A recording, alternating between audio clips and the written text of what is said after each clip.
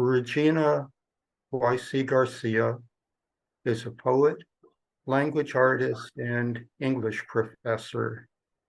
She's a graduate of the University of North Carolina at Chapel Hill, where she earned a BA in speech communication with a concentration in the oral interpretation of literature. She additionally earned an MA in adult education from East Carolina University, as well as a graduate certificate in multicultural and transnational literature. She currently teaches English at Pitt Community College. Her literary work primarily centers on issues related to family and culture, social justice, and human rights. She is committed to effecting change with a persistent address of inequities, inequalities, and disparities. She is also committed to the uplift of consciousness and spirit through education and the arts. She was recently nominated by Finishing Line Press for the 2024 Pushcart Prize for her poem, The Fire That Consumes, The Burnings of Black Histories. Her recent book, The Fire Talker's Daughter, has been very well received. Her poem, Black Joy, has been included in the anthology Black Joy Unbound, which celebrates both the simple and complex nature of Black joy. The anthology was published by BLF Press, an independent Black feminist publishing house dedicated to amplifying the work of Black, Indigenous, and queer women of color. And do you want a warning when we get to 2 or 5 minutes? David can give you that. That will be fine. Okay, I'm gonna try to keep my eye on the clock too. So yeah. So I'm muting me, and we're looking forward to hearing you. So you have 20 minutes, correct? Yes. Okay. Yes. Good evening, everyone. I'm glad to be here with you on this evening.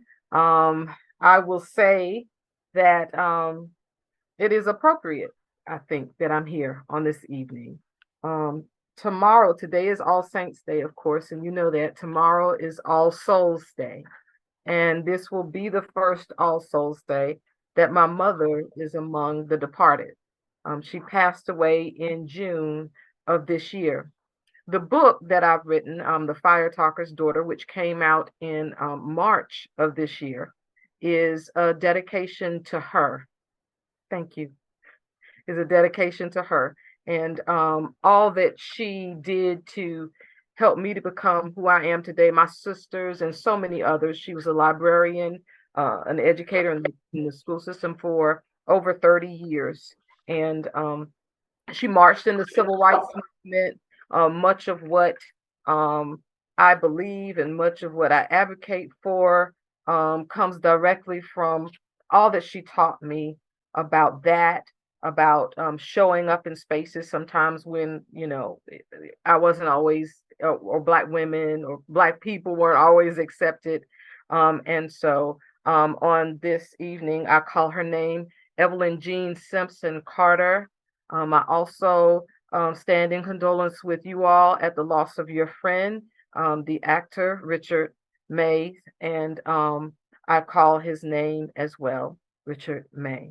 And I don't know if you can see it, that's my mom and that's me. That's within the book.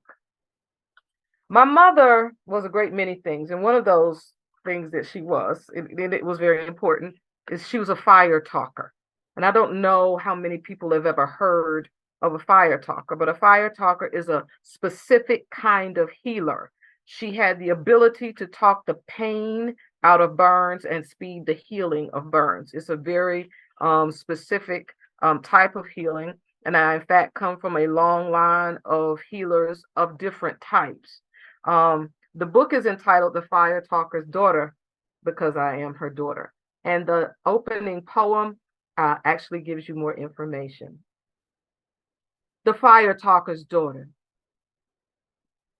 My mother talked the fire out of burns, eased the pain, as did her father, as did his mother, as does my son, as will his daughter. It had to pass me by, as I was not a man-child. Yet my mother looked at me like I was sun in the sky, like I was promise. She said that while I would not have that gift, I would have a great many. And even though I couldn't talk it, I most certainly carried it. Power. I entered the world very tiny and gray with a gray ring around my brown eyes, said I was scrawny with bright eyes that had seen before. Mama said a great many long gone spirits dwelled where I was born, and when it was time to leave that place, she was well ready to go. They worried her incessantly. She told me many other things, like how great aunties Hat and Act were healers, and women would come to them for many an unknown ailment, and how God put these abilities in us because of what God knew we would need to survive, for our families to survive, for our people to survive. My mother marched in the movement. My mother educated the masses. My mother spoke the fire. But sometimes my mother held her tongue. My mother can no longer tell me anymore about these truths I have discovered are very real.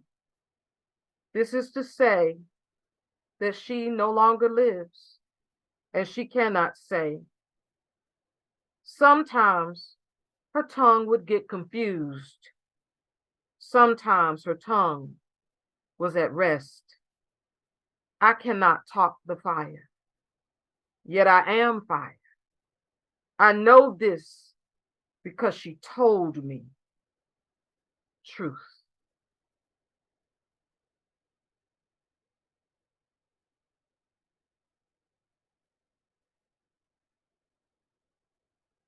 I was always surrounded by uh, uh, women who would pour into me. And I found them. It was always they were always available to me to give me guidance. This next poem speaks of these women and what they shared with me. It's entitled Voice. I have screamed for an eternity, and sometimes it has been powerful and terrible. It has moved the danger away. I have raised my torch and dared anybody to silence me. I have bared pointed teeth, saliva pouring down my chin, eyes bulging, feet ready to run and jump and kick. I am the sound, I am the rage, yet sometimes I am tired, frightened, no, deathly afraid. I have called upon my mother's spirits, those assigned to me, to hold back the devils that have come for me, come for my children, the greatest sources of my fear, feeling the wind and wave of their hands as they dodge my grasp. My old woman spirit guides have heard my entreaty and arrived, pocketbook handles in the crooks of their arms.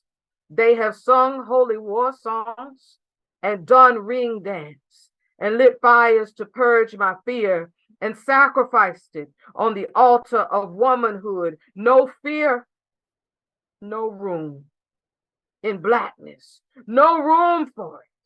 This fear in womanness. What a tragic combination of expectations. For a time, I thought I could fear without fear. Turns out that I cannot have those moments. Got to put on my good Black woman, grease her down, smother her in high blood pressure, cook her down in bad cholesterol, band her like a tumor, and stand like it's no matter. Yet I am matter. I am water. I am blood. I am bone. I am skin. I am eyes. I am limbs. I am lungs. I am ears, I am heart, I am weeping doubt. I am fire. My tough old women don't care. Better crazy than crying. My old woman spirits have told me that I must be strong. That's what the stars told them. They have lived it. They know. No pallets to rest the charges given me.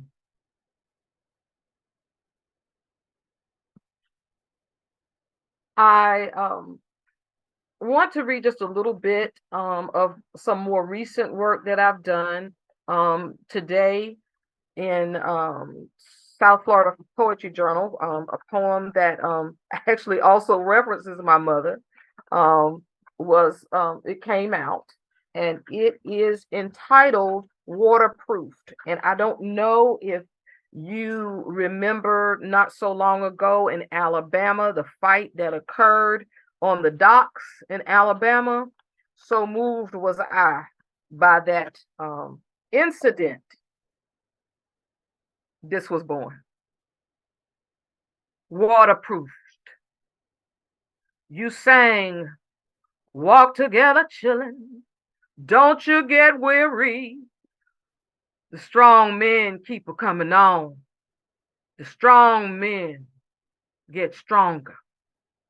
Sterling Brown from Strong Men. My mama was insistent. She wanted her children to swim. Something about her not learning how in her youth.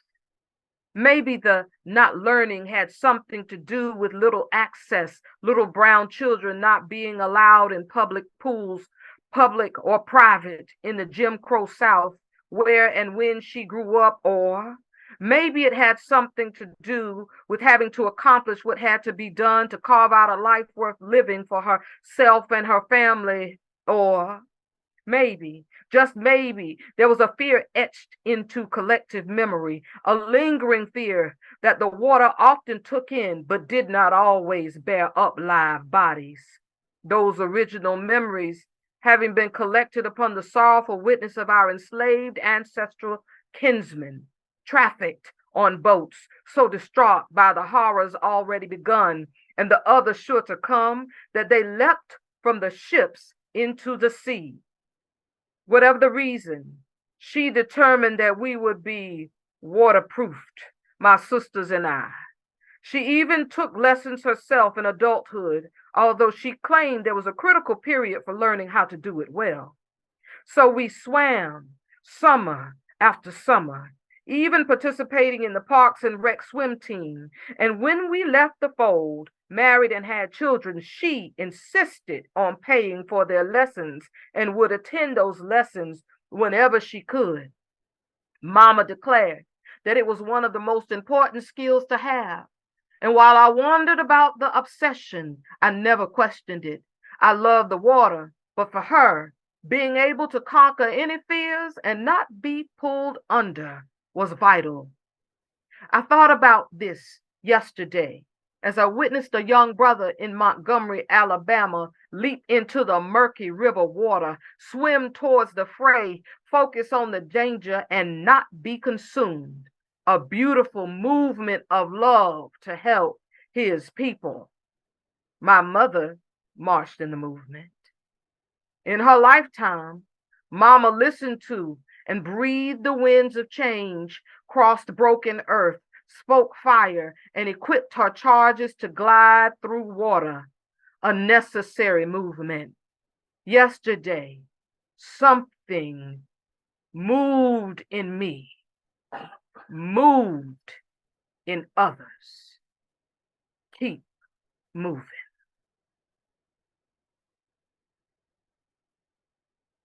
How am I for time? Okay, You got 8 minutes, at least. at least. Okay, very good, very good. Okay. Um, I think I would like to share with you the poem that was nominated for the Pushcart Prize. Is actually in the book, The Fire Talker's Daughter, and this poem is entitled The Fire That Consumes the Burnings of Black History. If I can find where it is in the book, I'm going to get to it. Let's see. The Fire That Consumes. The Fire That Consumes the Burnings of Black Histories. Have you ever seen fire, the kind that consumes a house, a block, a street, a community, a town, a nation? Have you ever stretched fingers towards fire just because you wanted to feel the last gust of breath before the flames melted? Mortar from brick, wood from steel, skin from meat, from sinew, from bone. Have you ever jumped at the crack and splinter before the crash, hid your face to escape the blowing soot, covered your nose to block the smell of escaping gases, the incineration of flesh, squeezed eyes shut to restrain the release of tears? Fire destroys completely everything except memory. Those who have lived through fire never forget that all that was lost cannot be returned, cannot be restored. Pre-fire life flickering in memory. Have you ever known the indignity of stolen memory, of erasure of thought, a disallowing of necessary history passed on from mind to mind, no collective storage, trashed as disposable waste? Scores of nations and families of people relegated to one layer of life lived while other layers burned away, withdrawn from the light of day, layers that could have lit the illumination of minds, the awareness of condition, the recognition of irreverence and unrighteousness, the tackling of generational traumas, the overcoming of fear, the pride of resilience, layers of heated memory deemed villainous, tossed into the ashes by thieves, those who dread the power that it brings, and the rise of indomitable spirits from the embers. I think that for the last poem, I want to read, I'm gonna pick my phone up because this is where it is. I want to read the poem that was recently published in Black Joy Bound. This poem is entitled "To Whom It May Concern Regarding Black Joy." Upon the purchase of a Black History Month t-shirt, one that almost shut me down in my local Target, chanting at me from the racks, "Radiate Black Joy," I determined that it was my time to shine, radiate, unwind all of my joy. Yet, as I lay the shirt across my bed, face set on grateful for my find, my ancestors moved from my belly into my opened ears, and I heard their whispers, words not relegated to the intentional, traditional observations of Black history. I stood, picked up the shirt, slid it over my head, and was divinely compelled to consider, to list the layers for myself and others of what it means to radiate Black joy.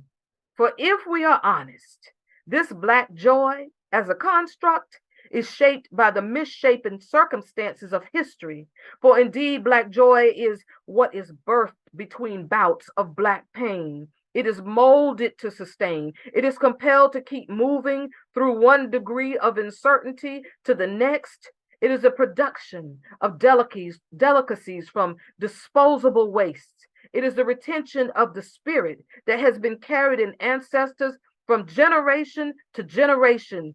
hidden and released in clearings, introduced through uttered prayers and praise, and it emerges in various forms, sometimes like tears, sometimes like immovability. It can even hide under other feelings, mask in mysteries, cloak in glances, in ways of speaking, laugh behind closed doors and lips, while yet another layer of joy plants the seeds of the knowledge that there are golden pieces of Black gifting, of Black strength, even of Black prophecy that cannot be removed from Black existence. That is Black joy, knowing that even in derision, there is provision in this joy that secrets us and the gifts that save us. This joy that reminds us that trouble don't last always, and weeping endures for a night, but joy comes in the morning light. And at times, good times, Black joy requires Black bodies to throw back their heads and laugh loudly and move freely, play spades, the dozens, dance, love, create, create, create, share, care, save the whole world. The children know that there is love just there in Black joy. And for all who may be concerned, know this. While this joy is juxtaposed to pain, the glory is that it can emerge again and again. Black joy, shine, radiate, refine, create more and more. Great God, Black joy. You tell anyone else who wants to know. Just tell them to go on and know that there is more in store from this brilliant, unbelievably resilient Black joy. Thank you. Thank you. You got 2 minutes. Oh, I got 2 minutes? Okay. Yeah, I'll tops. do 2 my minutes tops. 2 minutes stop. Okay. So I'm glad you said that. So I'm gonna do the very last poem in the book. It's I love to do this because it is my hope poem. It is entitled "This Fire Tastes Like." This is for all of us. This fire won't look like the last ones did. Sin souls torn up, crying, wandering, wondering how to get love back, how to fix life, how to repair. The last fires tasted like loss, tasted like shame, tasted like despair, tasted like mourning, tasted like no way out, tasted like no way back, tasted like Tulsa, Elaine, Watts, Wilmington, tasted like Greenville and Old Epps High, tasted like all it had consumed. This fire tastes different though. This fire tastes fed up. This fire has eyes set beyond loss, beyond prison, beyond death, beyond the graves. This fire has new eyes fixed on that new Jerusalem. New fire going to propel these children into promised land. They won't need the water of the oppressors because they are children of living waters and raging fires, an earth that has promised fertility, yet pushed out weeds to choke and distract. This fire tastes different. It tastes like energy, tastes like righteous fury. Its fuel is dark kindling root. It will combust from a place so deep, so misunderstood, so underestimated that it will not be contained. This fire tastes different. It tastes like resolve. It will reject any attempts to thwart combustion, the internal combustion. It will incinerate attempts at trickery, for it has seen the video and believes. It saw murderous hubris. It saw the dead that were tried for dying. It saw the solid stance of patronizing defiance of other fires. It saw the lies stifling acrid air. This fire tastes different. It tastes alive. It will not stop until there is nothing left that can stop it, and then it will scoop the ashes and build Jerusalem. Yeah, this fire tastes different. This fire tastes like revelation. This fire tastes like change. This fire tastes like hope. Thank you. Thank you. Okay, on mute. Right on time, right on time. Very well done. Yay. On mute. Powerful. Regina, know how we Yeah, feel. beautiful. Okay, thank you. Thank you. And I'm still awake. Where are you? Where are you? I'm in coming Greenville, from? North Carolina. North Carolina. So it's 3 hours Yes. later. Yeah, it's 11:32. And you're There was still a looking woman, good. there's a, there's a woman comic out that way who did a couple songs about the Montgomery Brawl. I don't know if you saw them. Oh, I saw all of were- them. Okay. I was entrenched in YouTube. Oh, okay. I forget her name, but she was, yeah, Uh-huh. Rise Up and Swing or something. I don't know. Oh, She was, yes. yeah.